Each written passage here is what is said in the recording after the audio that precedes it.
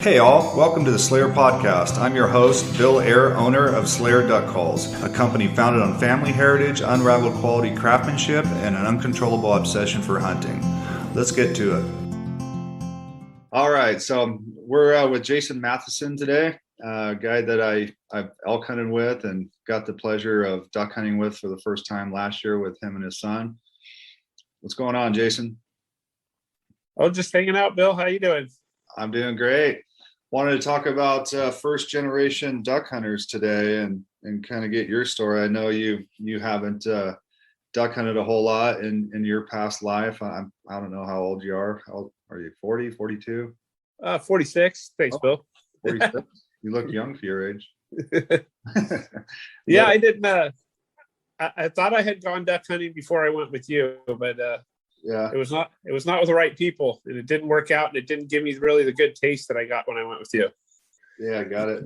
So yeah, maybe we should back up and just tell your story, because I think there's a lot of people probably in your shoes where they have not hunted a whole lot in their lives and want to get into it. And one of the things that Slayer is all about is preserving the sport of hunting, making sure that young kids are getting involved. And I don't know how old you were when you started getting involved with big game hunting and then eventually duck hunting, but you don't even have to be a kid. If it's something that you want to get involved in and you're 20, 30, 40, 50 years old, it's something that you can still do and enjoy.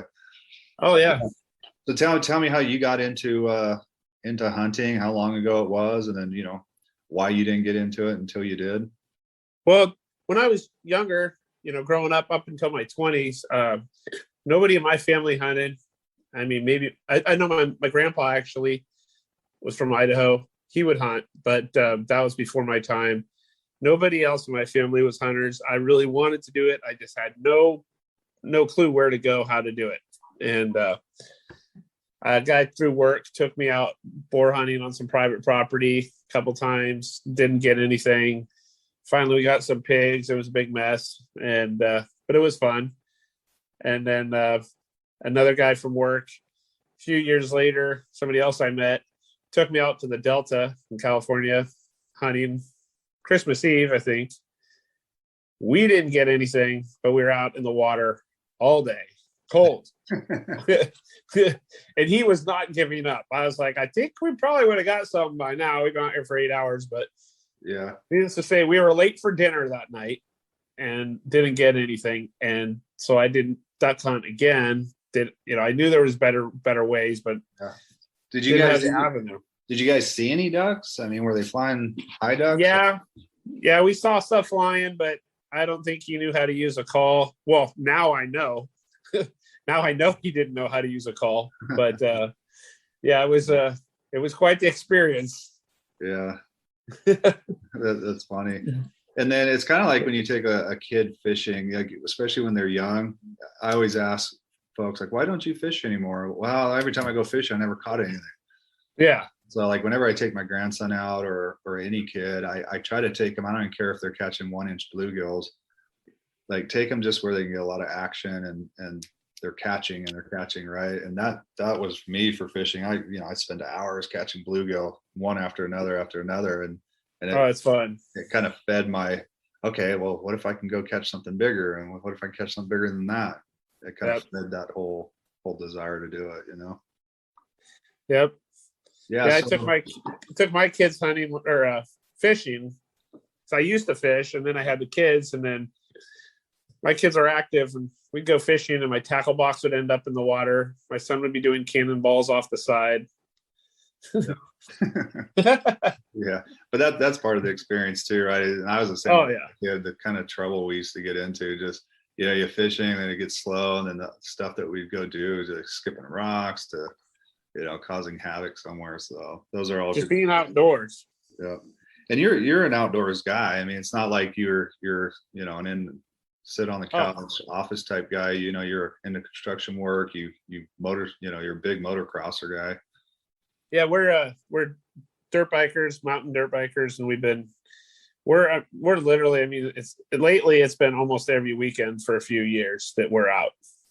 I mean, we're out all the time, and I was always out all the time, but wanted to get into the hunting and just didn't really meet the right people until I met you, and you opened the door for me, and then it was wide open from there. Yeah, we got some good stories. We met at the gym, what, I don't know, 10, 12 years ago, maybe. Yeah, probably that long ago. Met at the gym, and I think Jason came up to, we were working out or something, and we got talking about hunting. I'm like, well, I'm going to Idaho elk hunting. And then I can't remember if you asked to go or asked you to go. Well, I think a couple other guys from the gym have done some guided hunts, and they wanted to get one of the Idaho or Utah guided hunts going, and they were getting a couple guys, and they talked to me, and it's like, oh, I've never done guided, and I guess I'll think about it. And then you and I are working out, and I asked you if you wanted to go, and you said, well, actually, I'm going hunting, and it's definitely not guided, and we might not get anything, we might not see anything, but we're going to be in the mountains, and we're going to cut wood, and we're going to live out there for a couple of weeks, and it's going to be an experience. But you could get something, but you might not. And I made the right choice. That was for sure. Your first experience was in Salmon, Idaho. Yeah, that was quite the trip. It started out with, what was it? It's a 15-hour drive from California. What time did we leave? I think I picked you up at 10 o'clock in Briones, California. Then we picked Wade up in South Lake in the evening. By the time we got through all the traffic, got out of the Bay Area. Then we drove all night. We got to Salmon, I think, 10 o'clock the next morning. We were towing a trailer. We did a bunch of stuff. We set up camp. I made breakfast. You and Bill you and Wade set up the tent. And then we went to go on a short little scouting drive. And then we got caught in a hailstorm. And we didn't get back to camp till 10. Not yet. So it was a 24-hour trip. Total. I mean, 36. Yeah, and I hear about guys, duck hunters in Texas driving to Arkansas or vice versa, and the same thing. They get off of work at 6 o'clock at night on a Friday. They drive up to Arkansas. They scout out a spot. You got to get to your spot early before everybody else goes, and stay up all night, duck hunt that day, and then go scout once you're done there, and then go hunt all day Sunday, and then drive home and go to work on Monday. Makes me cross-eyed. Yeah. I wouldn't trade it though. I mean, we had a lot of fun out there. We did a lot of hiking that trip. Yeah. So just for the listeners, we were out spotting, and what these elk go down in the alfalfa fields, and they come up and they climb about 2,000 feet, 2,500 feet in elevation up to the top of these mountains and fed down in the drainages. So we're sitting there looking at the side of a mountain with spotting scopes, and I think I spotted about 100, 150 head of cow or elk. Oh yeah, yep. And they were about a mile away where we're spotting them, and so we'd get up every morning at 2:30, 3 o'clock in the morning and do this hike, and we'd have to hike up the back of this mountain, and it was all a 3.5 hour hike. All loose shale, all loose footing. Every step was work. Every step, and the last half of it was straight up and down. It literally was, as steep as stuff I've hiked in probably ever. Yeah. And cold. Yeah. And it was, I remember taking pictures of the dashboard. It was probably about 10, 15 degrees out. Yeah. We did that hike 7 days in a row, and we get up there to try to ambush these elk, and they were always in a different drainage. We'd see them and we'd hear them, and they never went to the same spot twice. Yeah. And so we chased these elks all up and down this mountain every single morning. We did for 7 days. And I think the funniest part of that whole trip, my biggest memory of that whole trip was the day after, or the day of the bear. And Wade, when we went up, Wade found that Indian arrowhead, spearhead, and then coming down when he kept falling. We were trying not to laugh. We felt so bad.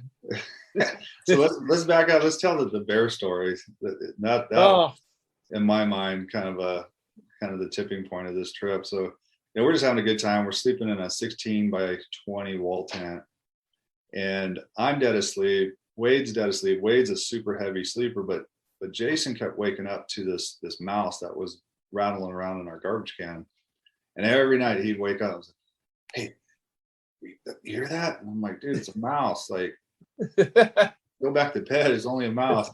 Well, one night you wake up and you're like, "Hey, there's a bear outside," and I'm like, "Dude, it's a mouse." but go back to sleep, man. We got to get up in like 2 hours. Well, sure enough, 20 minutes later, you wake us up again, wake me up. Wade still's not awake. And you're, hey, there's a bear outside. And I'm listening. And all of a sudden I hear our ice chests just getting tumbled and thrown everywhere. Yeah. And I'm like, yeah, there's a bear out there. You might want to go and take a peek and maybe shoot a warning shot. So I don't know. You tell the story. I wasn't outside. I was still laying in bed. It was 10 degrees out, so I didn't want to get out of my warm. It was 10 degrees, and I think I stepped into my boots, and I think I was wearing no shirt and underwear, and I sneak out around the back of the tents because I don't want to open the door right into him. And there's a pretty big black bear, and it wasn't like a Tahoe bear where you could just get out of here and scare him away. You know, he just eyeballed me. So I took my 308 and shot right in front of him, right at his foot. Get out of here. He didn't even flinch. He just turned slowly and walked away and kept looking back at me and walking. And I went back in and we said, well, we have a tag. Yeah, we have a tag. And I remember you telling the story about the bear just staring you down as you shot at it. And I'm like, that's a problem, bear, Jason. You're going to have to, if it comes back, you're probably going to have to shoot it because it's going to come after us. Yeah. Honestly, I didn't think the bear would come back. Oh no, I thought being shot at with at your foot. I didn't shoot him, but right at his foot, 10 yards away. I thought that would scare him away. He came back with a vengeance and started. I strapped down the cooler. I did all this stuff in the snow while you and Wade are in there snoring. I'm securing all our stuff out there in my underwear, freezing cold. And then all of a sudden the guy comes back again. I'm like, oh well. I remember you waking me up again and saying, hey, the bear's back. I'm like, really? And sure enough, he was trying to get into the ice chest that you had ratcheted down. Yeah. So, he was taking bites out of everything. He ate our elk sausage. He ate our lasagna. Yeah. I remember and then at that point, I was like, Jason, you're going to have to kill the bear. And you're like, really? I'm like, yeah, he's a problem bear. Like, he's going to keep coming back. And when he's done with that, he's, there's a good chance he comes in our tent because, we got food in here. And, so you're like, okay, well, you guys come with me. And we're like, okay. And then by this time, Wade finally wakes up. And so we act like we're getting out of our sleeping bags. And you're going out the door. And we all of a sudden just go right back into our sleeping bags. You're like, hey, where are you guys at? And we're like, oh, we're coming. Just hold on. And you're like, I got him in my scope. What should I do? I'm like, oh, just triple tap him. And then boom, boom. And you're like, I got him. Yep. Then all the work began, and then we realized he's a really nice bear. And luckily, we had gone to the taxidermist in town in Salmon. We went and met Daniel, the taxidermist, and we happened to ask him about caping a bear and how to take a bear and skin him while you're going to save it. And he went over some fine details with us and with you, and you did it, and the thing turned out just great. Yep. We kept every part of them. I ate them. My kids loved them. You guys had them. Yeah, you ate every part of them. I know you gave us some of that bear, and the following year up at elk camp, you brought it. And we ate it probably 3 or 4 days. Oh yeah, we loved it, and it was. He actually had to send out of state to get a different skull, a filler, because his head was so big.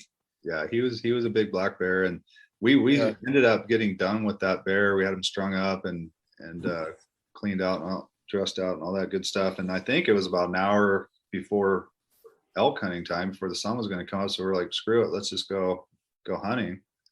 Yep. Well, we go to a plan B spot and don't do the monster hike because we weren't, it was too late by that time. So we went to a plan B spot and we went up, and Wade was tired. He was on an hour or two of sleep, and Wade he's not in great shape. He's in good shape. Jason and I were probably in a little better shape. So we make it. We were doing CrossFit every day for years before that. Yeah. So we get to the top of that mountain, and Wade's kind of bitching and complaining and moaning and complaining. And so we go down this real loose, steep mountain as we're going back down, and Wade's feet slip out from under him. He goes down hard on his tailbone, and he's mad, and we were so delirious from a lack of sleep. It was one of those things where you're so giddy you can't stop laughing once you start. And I look at Jason, I don't know, is this the face you were making? And I was like, I start laughing, and then you start laughing, and then I couldn't control it, and waves just get madder and madder. And it kept falling.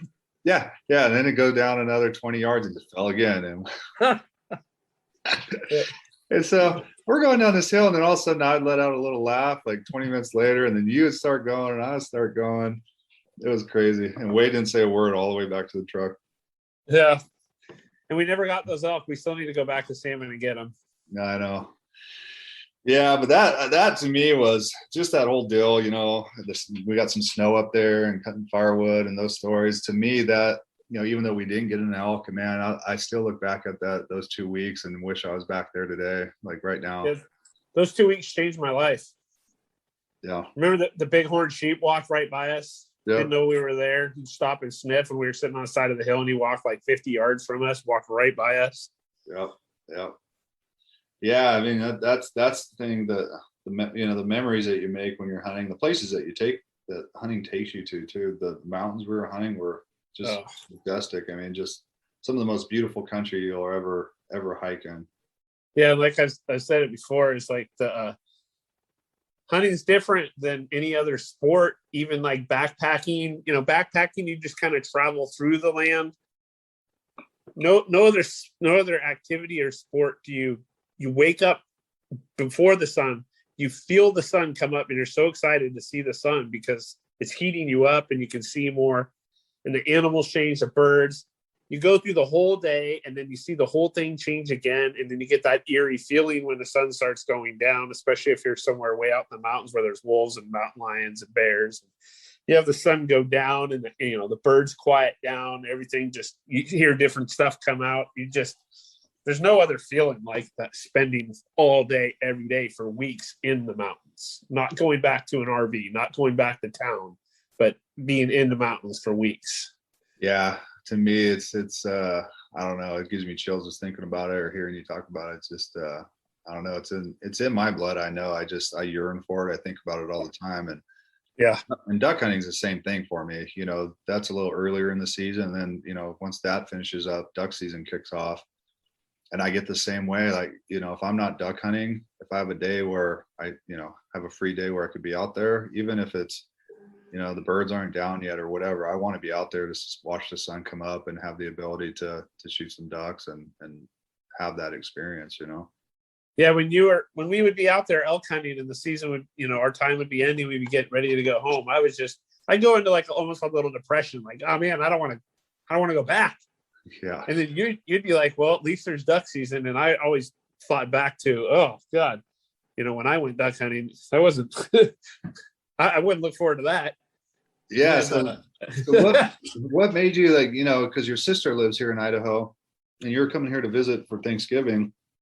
And I think you called me up and said, hey, what do we need to go duck hunting? You think Gav and I could do some duck hunting? I was like, absolutely. I should talk about the fact that you're a super good new person to be taking hunting. It could be a nightmare depending on who you're taking. But you're always a great steward of camp. You did your share of work for, chopping firewood. You cook 3 squares a day. I don't think Wade and I ever ate better at elk camp than when you'd come along with us. So you're always a good steward, just a good, always positive, never, bitching and moaning about not seeing this or not shooting an elk or why are we doing this? Why are we doing that? You always stayed super positive no matter what. And which, when you called me to go duck hunting, I was like, absolutely. And I know Gav, your son, he's, the apple didn't fall far from the tree. So for me, it was an easy, absolutely. I'd love to take you,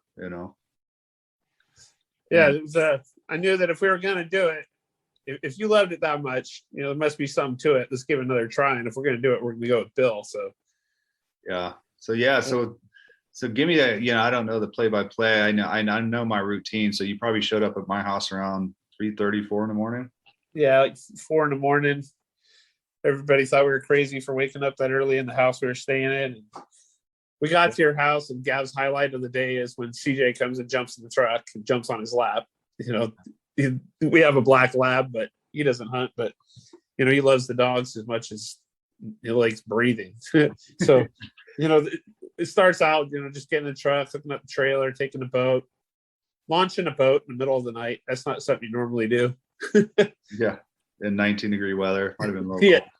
Yeah. I mean, it's really cold. And we were fine because, you hooked Gavin up. You looked at what he was wearing and you said, wear this. And you hooked him up. And we hit the river, finding our spot in public land with the GPS in the middle of the night, not knowing where we are, the fog with the LED lights in the boat. We can only probably see 15 yards, but you know where you were going, and took us right to the spot. And it was just, it was like, it was surreal. It didn't even seem like it was real. It was so cool cruising through the fog and up the Snake River. Yeah. Getting over. Yeah, it's kind of a spooky experience. I mean, some of those spots we're up on plane going 20, 25 miles an hour, going through 6 inches of water. If you're off by 10 yards or 5 yards, you can dry dock it, or you could hit some pretty big boulders and be in trouble. So it's actually kind of dangerous if you don't know what you're doing. I wouldn't advise anybody to go do it at night. I'd run the river a lot during the day and know it inside and out before you get out there. Oh yeah. Yeah. So we got out there, we set up decoys, and you set up decoys. Yeah. Gavin, I asked, hey, what do you want us to do? Can we help you? What do you want us to do? And we're ready to jump in and do it. And you're like, let me just set them up because I just have my I know exactly what I want. And just watch, so we could watch the first time, so we knew what to do next time. And I think Gav carried the bag, and I threw them, and I put a little J hook out there, and I've got certain decoys where I want certain places for. I got the hens I like to put in certain places, and the drakes I like to pair them up a certain way. And the wind was perfect that day; it was blowing right directly over our backs. We put a little J hook in there with a couple spinners, and I sat you and Gav down, and it's still dark out. And one of my favorite times of duck hunting is you're sitting there, you're all set up, you got a half hour to an hour wait for shoot time, and all you hear is the whistling wings and the ducks chattering and talking back and forth to each other. Well, what did you think of all that? Oh, it was awesome. I was just looking over at Gav, and he just gave me thumbs up, and he's chilling, he's relaxing, he's an active kid, so to get him to just sit there and really take something in is good. Yeah. I mean, you're explaining to us, what's going to happen, and they're going to come in this way, and they're going to circle, they're going to come over our left shoulder, they're going to come in and they're going to circle a couple times. And I'm thinking, I've done a fair amount of hunting and fishing, and I mean, how often do things happen exactly how you think it's going to happen? It did exactly. It was like, it didn't seem real. Yeah, I mean, I think the average duck hunter, people that haven't done it a lot, your decoy setup, where and how you use the spinners, and where you set up as a blind. In public land, you have a lot of options. If the wind was blowing a different way, we would have hunted a different spot. Right.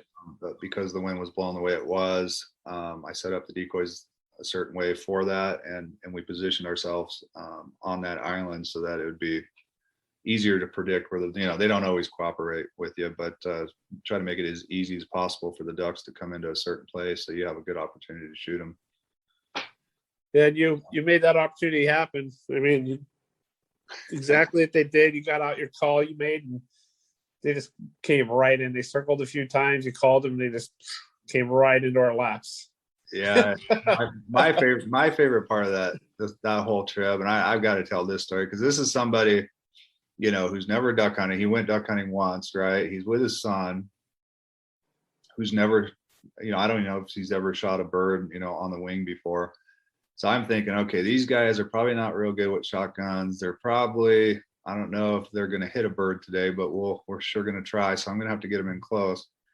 And so I think we had a couple ducks come in. We killed a couple ducks, and I think Gav missed a couple times. I think you shot behind a few, and I might have cleaned up one or two. And then a good flock, maybe about a 16 packs circling around. And I'm like, okay, I'm going to get these ducks in as close as possible. And we bring them into the pocket, and these ducks are probably at 25 yards. I'm thinking, man, should I call slam? I'm like, no, they might come all the way in. So they're in about 10 yards now. And I say, slam. And Jason, before I could even pop up, Jason, you pop up and you unleash it. Boom. You hit this one duck, and I swear it was at 10 yards. And it looked like somebody shooting a pillow at point blank. Dude, it was like a puff of feathers I've never seen before. And then you jack another one in, boom, another one falls, boom, another one falls. And I look at your face, and I'm like, I'm looking at Rambo right now. Dude, you had a look on your face. I was like, oh my God, like this dude is he's a cold-blooded killer. Like, who is this guy? Like, have you been practicing with a shotgun all your life? And then Gav drops a couple birds. We got 5 there, and I never even took a shot. I was just so amazed that you and Gav just having at it and dropping birds. It was, to me, I never had to shoot a bird that trip. Just that scene right there, and the excitement in your eyes, and Gav. Oh. And it was, to me, that was like, that's what hunting's all about right there. Oh, it was a switch for both Gav and I. We both looked at each other like, okay, we got a new hobby. Yeah. Now we know this is it. We're hooked for life now. Yeah. And I remember you asking me, like, how much is your boat? How much? Yeah. How much did you pay for CJ? Did you train? Yeah. Did you have her train? Like, how much are decoys? Like, how many decoys do you need? Yeah. What kind of shotgun do you use? Is it any kind of shotgun? Oh yeah. Yeah. Well, and I think that's important, as new hunters get involved, whether it be elk or whether it be duck hunting, is, try to make the experience good for the people that you're taking. Make sure they have a mentor, somebody that knows what they're doing to make it a good experience. And, you don't have to, I think we got a limit. We ended up, finishing off our 3 limits, and then we're like, okay, we counted them up and took off with a 3-man limit, which was awesome. But that doesn't always happen, especially on public land. But is the more action you can give somebody and make it a pleasurable experience, I think the better odds you have of people staying in the sport and oh yeah. So I'm looking forward to you coming back next Thanksgiving. Hopefully you visit your sister and we get back out there. Oh yeah, actually my daughter is old enough and she can shoot Gavin's 20 gauge, and she's I think she's working towards getting her license. She's interested in getting into it after hearing our stories. So yeah, we'll see what we come out with. Yeah, and I know your family, the women in your family, they do what they do what the family does, and you guys. You all ride motorcycles. You all drive Jeeps. You all do whatever. Doesn't matter if you're a man, woman, girl, whatever. Well, girls can do anything we can do. Sure. My 11-year-old daughter, any black diamond trail on a dirt bike, my buddies get to the top that have been riding for 20 years, and they say to each other, "What are we going to do about Allie? What are we going to do? We're going to have to go down and get her bike and ride it up." And she just rides up next to him and just looks at him. That's awesome. Well, Jason, it's been good chatting with you, and I really enjoyed hunting with you, and I hope we have many more hunts together. It's always, like I said, it's always fun. And the fact that, when we're elk hunting, that you keep a log, and Jason has sent, after we're done hunting, he sends his notes or his diary back to us. And man, you forget all the little moments, and it's those little moments in the hunt that actually make the difference. Not make the difference, but really remembering it. Yeah, remembering it. I would just put you right back in there. Yep. And also I just sit there and laugh, like all the funny things that happen in elk camp or in the duck blind, and that to me that's hunting, Yeah, I mean, especially those long, like 2 weeks. 2 weeks actually goes by really quick, but if you just go back at night and you just spend like 10 minutes and you think it's dumb to write certain things like, oh, nobody cares. Well, I'm just writing it for myself. I don't care. I'm going to write what we had for dinner. I'm going to write that somebody stepped in this, or somebody fell off a log, or we saw this eagle, or we saw this, ram, and you just write all these little details real quick. And then 5 years later, you read it and you think back in your head, oh, we went elk hunting. But then you read it and you get every detail right back. Yeah, the couple notes I appreciate. My poor dad, he passed away a couple years ago, and he's the guy that got me into hunting and taking me to Idaho. It was awesome. But his 2 years before he passed away, he insisted on driving. He couldn't see. He only had a half a foot on his right leg, and he didn't have a leg. His left leg was gone. And he'd come rolling in, 25 miles an hour into camp, and he'd always run over our tent or the tent string. And so we put a big old wall of firewood in front of it, so just in case he wouldn't run us over. And sure enough, he'd hit that block of firewood every night. And Yeah. and I kind of forgot with a bunch of firewood from somewhere else. And I kind of forgot about that. But when I go back and read the diary, man, it just makes me laugh because we all kind of chuckled behind his back, and poor guy, he was just trying to do it. But that helps me be a better dad. Seeing what you did with your dad in the memories and hearing you talk about, all the time you spent outdoors with your dad. It's like that, you can't take that back.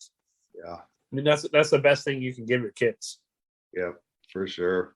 And and here at Slayer, we definitely want to keep that going, so if there's any dads listening or kids, get your dads out there. Dads, get your kids out there. Yeah, I'm so glad you're doing this, Bill. Nobody deserves it better than you, and nobody's a better ambassador of the sport. And just so happy to see you just making that little push to just make it your full-time deal. Cool. All right, man. Well, I'm gonna go grab some dinner, and I appreciate you spending 30 minutes with us. Well, thank you, Bill. Thanks for calling.